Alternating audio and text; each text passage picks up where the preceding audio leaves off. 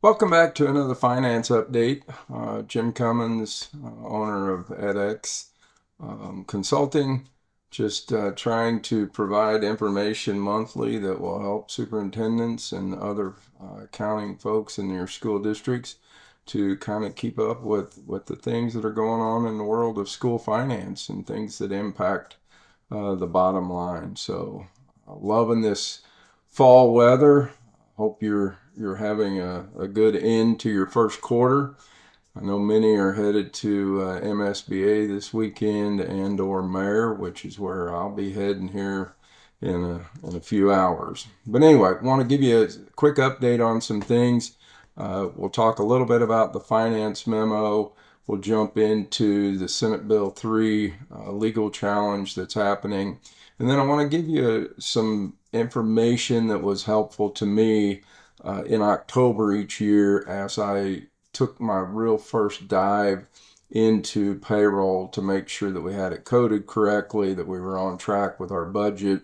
So I'm going to show you a template that I used, and maybe that can help you as well.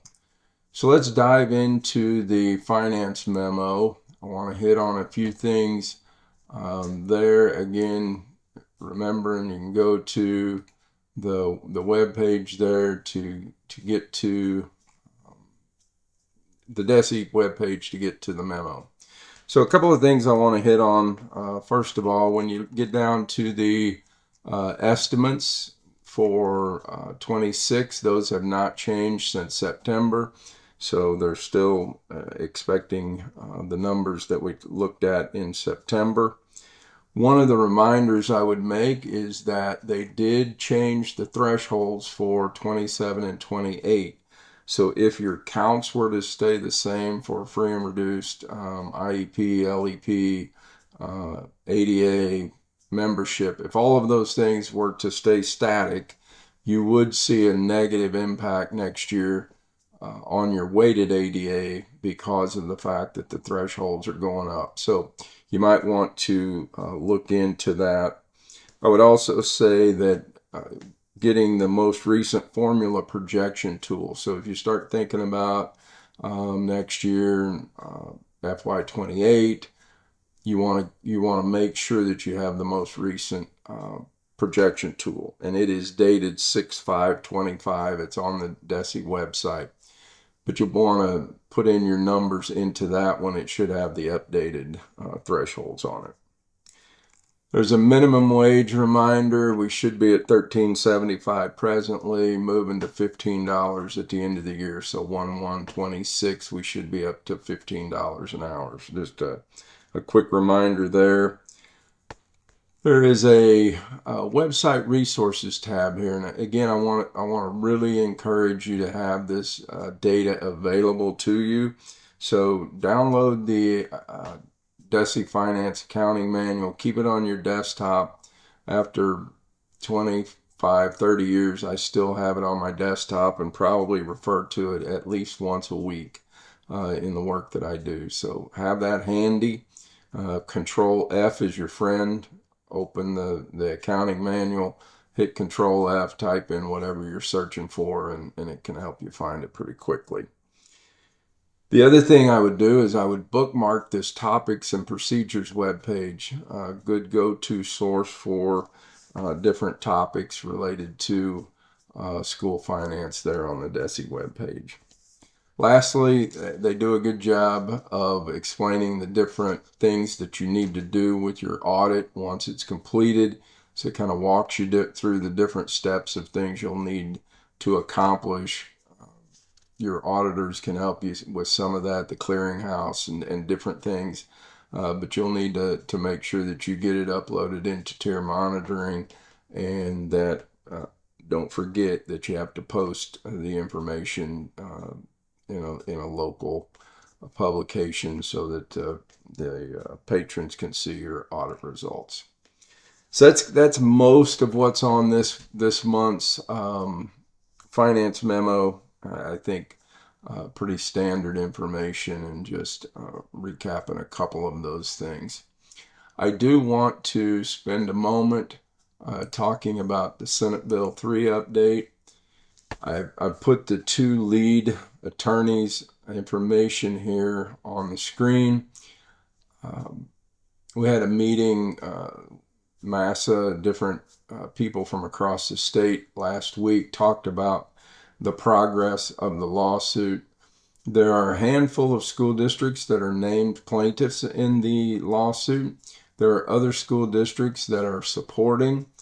I would really encourage you to have a conversation with your school board about potentially providing financial support for this effort. Doesn't matter if it's a small contribution or a large contribution, but I would just caution that whatever your percentage is that your district, whether you're 0% or 5%, I think there's been a little bit of misunderstanding that if I'm in a 5% district, that this won't impact me. And we've looked at some scenarios where even 5% districts could be negatively impacted in this scenario. So encourage your boards to stay engaged. Encourage them to consider the possibility of supporting with finances this lawsuit. And I always had the conversation when we talked about things like this with our board is the $5,000 we spend now going to save us 100 times that maybe down the road? And so just think a little bit about that, talk to your board.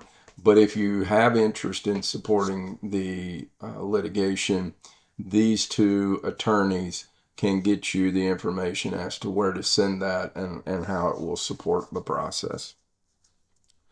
The last thing I want to talk a little bit about is some work that I did each year in October.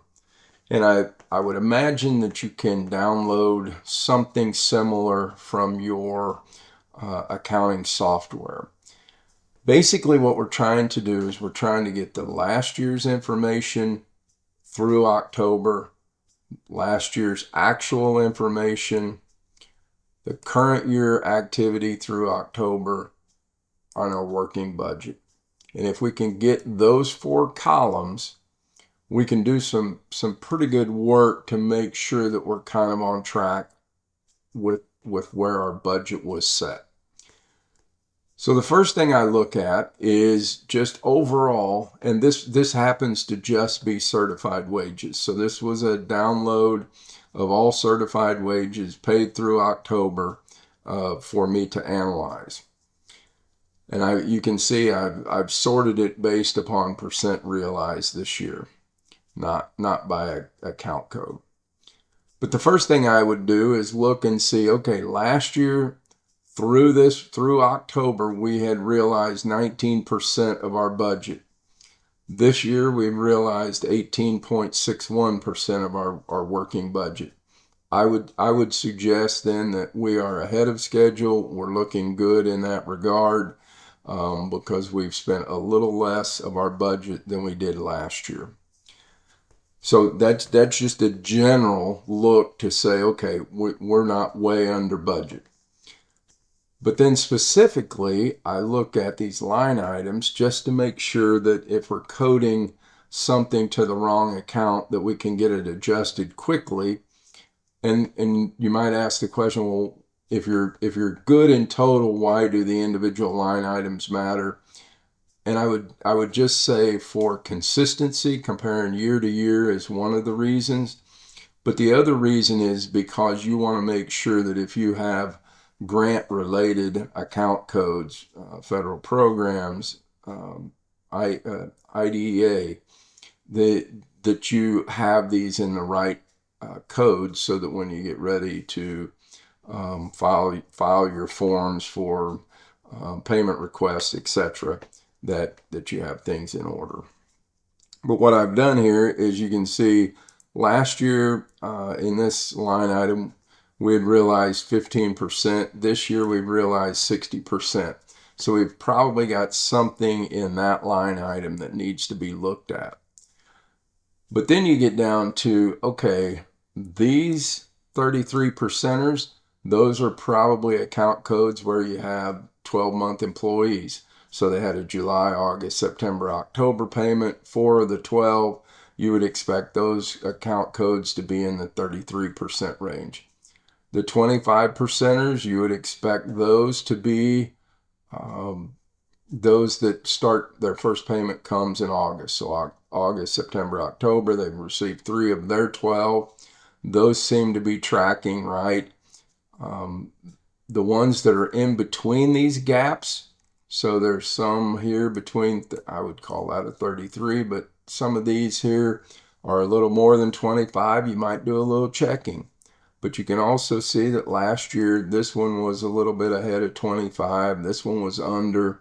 So it gives you a quick way to analyze which accounts you might want to look at. Then I would expect that these, starting about here down to here, these are probably all of your teacher accounts, because a lot of times they don't get their first check till September. So you got September, October. You can look, and last year they were running pretty consistent.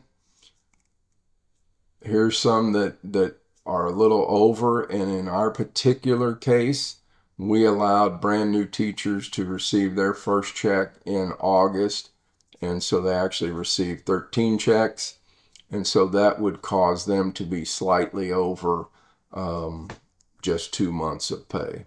So that you can rationalize what is changing.